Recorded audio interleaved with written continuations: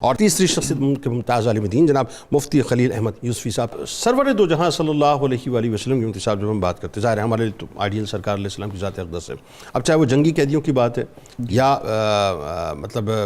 دیگر جو ہے وہ اپنا قیدیوں کی بات ہے، تو غزوہ بدر کی اور بنو قریظہ کی قیدیوں کی یا دیگر ہمیں مثالیں ملتی ہیں جس میں سرکار علیہ السلام نے حسن سلوک کی وہ مثالیں قائم کی ہیں، جس سے مراد یہی ہے کہ اگر دشمن بھی ہو ایک تو وہ تائب ہو جائے، ٹھیک ہے جی، وہ اسلام کی ڈومین میں داخل ہو جائے اور پھر اس کے بعد معاشرے کا ایک فعال کردار بن جائے۔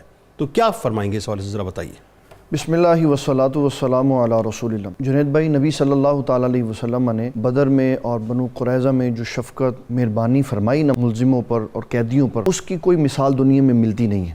آقا کریم صلی اللہ تعالیٰ علیہ وسلم نے اپنے سب سے پیارے بہترین محب صحابی حضرت سیدنا صدیق اکبر رضی اللہ تعالیٰ عنہ سے مشاورت کی کہ ان کے ساتھ کیا کریں۔ تو عرض کرنے لگے، حضور یہ ہمارے ہی قبیلوں کے لوگ ہیں، اگر ہم ان کے ساتھ نرمی کریں اور بعضوں کو فدیہ لے کر چھوڑ دیں تو ہو سکتا ہے ان میں سے بہت سارے لوگ بعد میں مسلمان ہو جائیں۔ تو نبی صلی اللہ علیہ وسلم نے ان کے مشوروں کو پسند کیا۔ ان قیدیوں کو جو باندھا ہوا تھا تو ان میں سے بعض کراہ رہے تھے، تو نبی صلی اللہ تعالیٰ علیہ وسلم سو نہیں پائے، تو صحابہ نے کہا حضور جنگ ختم ہو گئی، اب آرام کیوں نہیں کر؟ فرمایا ان کی کراہ جو ہے نا وہ مجھے سونے نہیں دے رہی، میں بے چین ہوں، ان کے ہاتھوں کی رسیاں ڈھیلی کر دو تاکہ یہ اطمینان سے سو جائیں، پھر میں اطمینان سے سو سکتا ہوں۔ ایک تو آپ صلی اللہ علیہ وسلم نے اس معاملے میں ان کے اوپر یہ بتایا کہ تشدد نہیں ہے، اور دوسرا نبی صلی اللہ تعالیٰ علیہ وسلم نے ان کو جو فیسلٹی دی وہ سب سے بڑی یہ تھی کہ آپ صلی اللہ تعالیٰ علیہ وسلم نے ان کے اوپر طبعی طور پر کوئی جبر نہیں کیا۔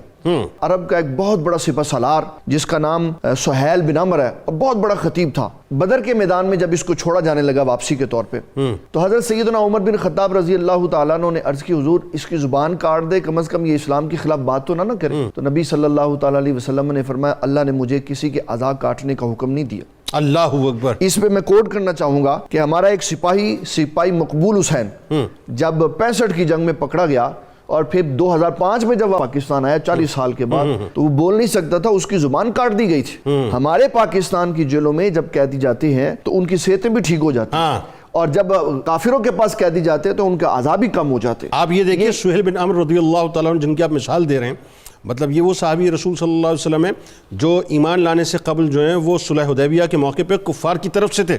آپ دیکھیے، اور سرکار علیہ السلام کا حسن سلوک کا یہ معاملہ تھا کہ جب خطبہ حجۃ الوداع سرکار علیہ السلام دے چکے تو اس وقت جب وہ بات یہ ہے کہ قربانی وغیرہ کی بات آئی تو آپ اونٹ لا کے جو ہے سرکار کی بارگاہ میں پیش کر رہے تھے، تو یہ صورتحال تھی۔ اور ان کی میں ایک بڑی خوبصورت بات بھی عرض کرنا چاہتا ہوں، حضرت سہیل بن عمرو کے بارے میں جب سیدنا عمر بن خطاب نے یہ کہا نا کہ ان کی زبان کاٹ دے، تو آپ نے فرمایا عمر فکر نہیں کرو، آج تم اس سے ناراض ہو، ایک وقت آئے گا تم اس سے راضی ہو جاؤ گے۔ بشارت دے دی، بشارت دی۔ واہ واہ واہ۔ اور پھر اس کے بعد ایک بہت بڑا امیر کبیر بندہ پکڑا گیا جس کا نام ہے سمامہ بن اوسال۔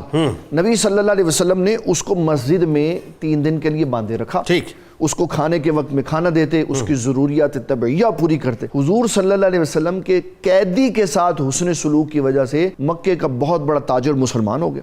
واہ۔ اس نے کہا حضور پہلے تو میں ان کے ساتھ کھڑا تھا، اب میں آپ کے ساتھ کھڑا ہوں، آپ کہیں گے تو میں کافروں کو اپنا مال تجارت بیچوں گا۔ ٹھیک۔ حضور صلی اللہ علیہ وسلم نے فرمایا ہمارا مذہب کا ان کے ساتھ اختلاف ہے، ہم بھوکا نہیں ان کو رکھیں گے۔